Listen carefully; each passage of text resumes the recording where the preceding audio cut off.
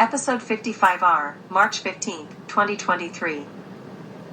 Residents Against Wood Smoke Emission Particulates, CRAWSEpresidents.wordpress.com, and scroll down for PDFs of articles with URLs to search on. And on the website are links to 10-minute TikTok and YouTube videos and 30-minute podcasts on Spotify and Podbean.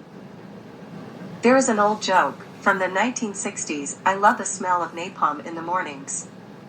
Liking the smell of wood smoke is cited as a reason for residential wood burning. That reason for burning wood is viewed as laughable by Residents Against Wood Smoke Emission Particulates, RAWSEP, when they are in a charitable mood. It is also a reason that reveals that burning wood is just done for aesthetics, ambience, or as a hobby, by affluent people who can afford to heat their homes by an alternate means, or by people who could heat their homes with alternate means with the help of government subsidies such as the Low-Income Home Energy Assistance Program, LIHEAP. There are people who say they love the smell of cigarette smoke.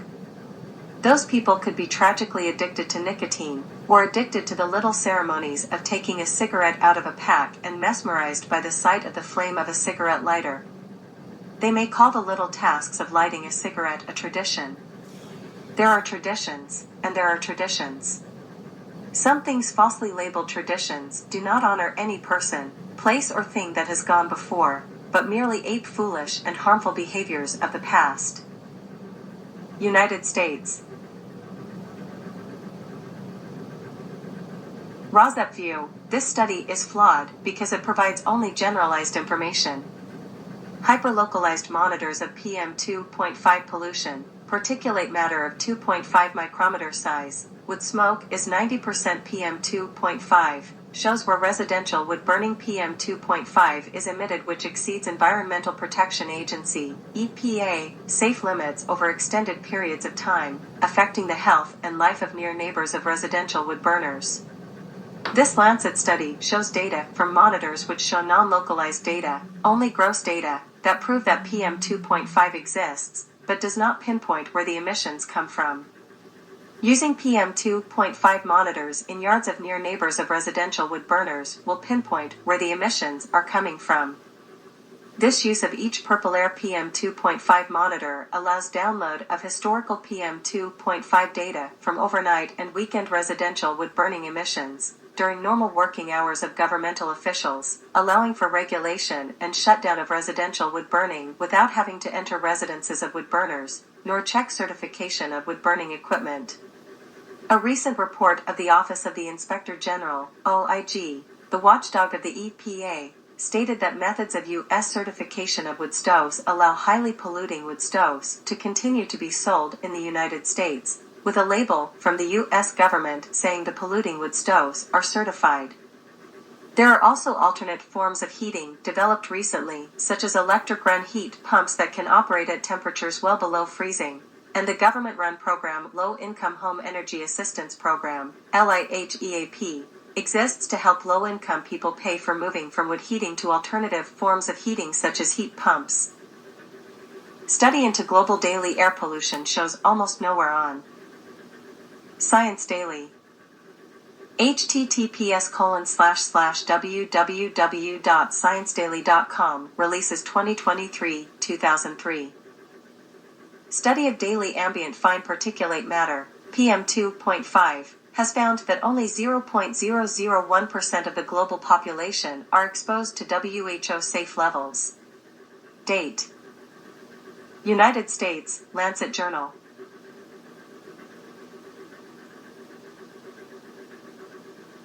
Air pollution study finds almost nowhere safe on Earth. A groundbreaking study on global particulate matter levels. In a first-of-its-kind study, researchers found that just 0.0001% of the global population is exposed to the World Health Organization's recommended safe levels of daily ambient fine particulate matter, PM 2.5. The study, published in Lancet Planetary Health on March 6, acknowledged how the lack of pollution monitoring stations has made collecting accurate data on global PM 2.5 exposure challenging in the past. Global monitor station distribution and mean annual PM 2.5 concentration over 2 decades, 2000 to 19. Lancet Planetary Health team developed global grid cells that focused on areas above 15 micrograms per cubic meter air, which is considered the recommended 24-hour limit by the 2021 WHO guidelines. The study discovered that the annual average PM2.5 level worldwide from 2000 to 2019 was 32.8 micrograms per cubic meter, with the highest concentrations distributed in Eastern Asia, 50.0 micrograms per cubic meter, Southern Asia, 37.2 micrograms per cubic meter, and Northern Africa, 30.1 micrograms per cubic meter. Australia and New Zealand had the lowest annual concentrations, with 8.5 μg/m superscript 3. It was also found that daily levels in Europe and North America have decreased, but levels have risen for Southern Asia, Australia, New Zealand, Central America, and the Caribbean. Notably, 0.001% of the world's population and 0.18% of the global land area was exposed to an annual exposure lower than the recommended annual limit by the WHO of 5 micrograms per cubic meter. Problems of particulate matter, PM2.5, are particles in the air that measure less than 2.5 micrometers in diameter that reduce visibility and cause the air to appear hazy.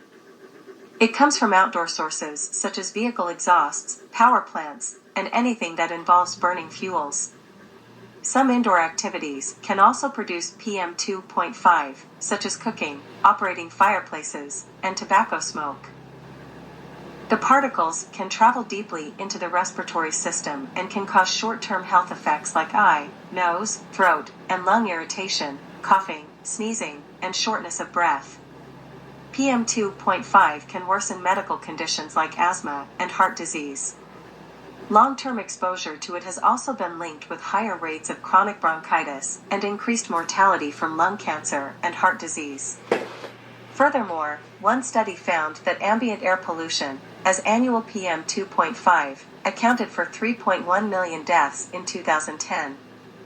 Another study discovered that exposure to PM2.5 decreased the life expectancy of the population in European Union countries by about 8.6 months on average. California, Barrow County. Rosette View, a wood-burning stove was being used to heat a Barrow County home, and accidentally there was an explosion, probably involving a large propane tank inside the house used for cooking. Screaming for their lives, 3 killed, 4 injured after Barrow County home explodes, WSB-TV. WSB-TV. She said her father was seriously burned in the explosion. The occupants also had a wood-burning stove approximately 10 to 15 feet away. Excerpt. Barrow County Emergency Services said the cause of the fire has now been listed as accidental. One of the occupants was using a large propane tank, typically used to supply an RV inside of the home. It was being used to supply a single propane cooking burner inside. I heard that they were cooking, he said. They didn't have power for a few years. Family members have been sifting through the pile of rubble looking for any keepsakes of their loved ones. The tank and burner were not compatible due to coupling sizes, hose sizes, and proper fuel dispensing/pressure regulator, which led to a major leak inside. The occupants also had a wood-burning stove approximately 10 to 15 feet away, which they were using to warm the home. Investigators said due to the leaking of combustible flammable liquids along with the proper heat and ignition source being supplied, this combination resulted in an explosion inside the residence. California, Oakland. PM2.5 linked to cardiovascular events. Long-term PM2.5 exposure linked to increased risk for cardiovascular events, foxbangor.com. WVII. Monday, March 13, 2023, Health Day News. Long-term exposure to fine particulate matter, PM2.5, is associated with an increased risk for